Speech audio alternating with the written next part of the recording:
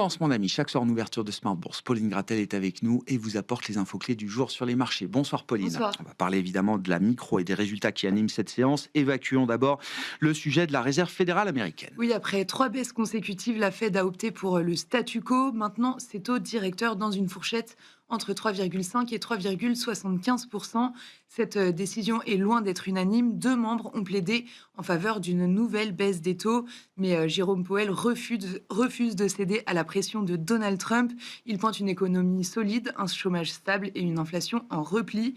La Fed réitère une approche meeting par meeting et se garde le droit de décider de la suite en fonction des données. Un mot des marchés obligataires et du dollar également au lendemain de cette décision de la Fed, cette communication de la Fed, Pauline. Le rendement américain à 10 ans se tend légèrement au-delà de 4,25% sur le marché des changes après une chute de 1,5% cette semaine face à un panier de grandes devises. Le dollar tente de se stabiliser aujourd'hui. L'euro-dollar se maintient à 1,20.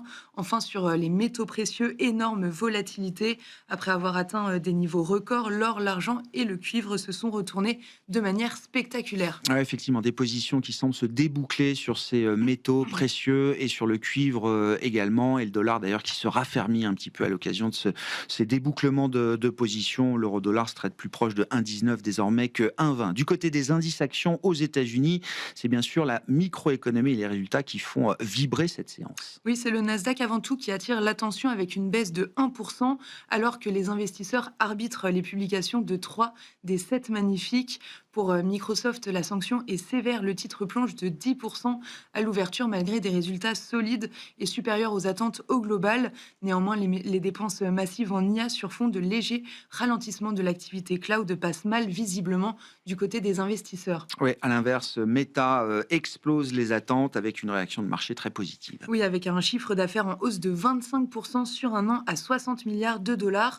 Mais ce sont surtout les prévisions de 2026 qui sont saluées et au-delà des attentes. Meta prévoit aussi des investissements jusqu'à 135 milliards de dollars en 2026, soit 2 fois les dépenses de 2025.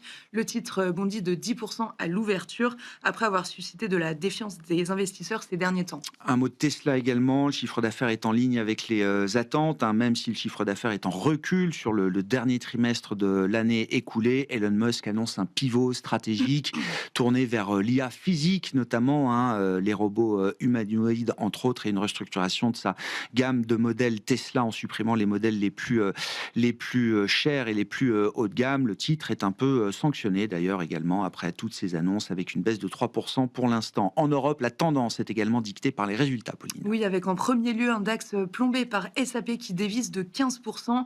L'éditeur de logiciels est lourdement sanctionné malgré un revenu net ajusté en hausse de près de 20% au 4e trimestre et un chiffre d'affaires conforme aux attentes. Cela ne suffit pas à compenser le carnet de commandes dans le cloud inférieur aux attentes et des prévisions pour 2026 jugées décevantes.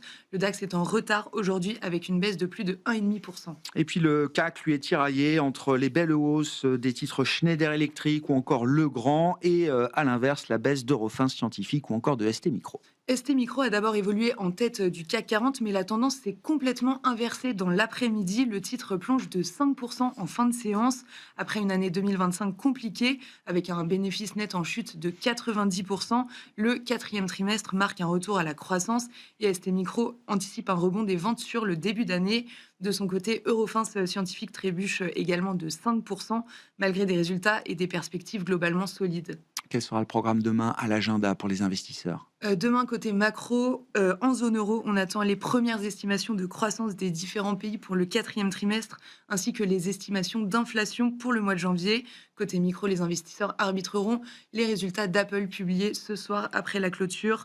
Demain, les résultats d'ExxonMobil, Chevron ou encore American Express sont attendus. Tendance, mon ami, chaque soir en ouverture de Smart Bourse, Pauline Gratel est avec nous et vous apporte les infos clés du jour sur les marchés.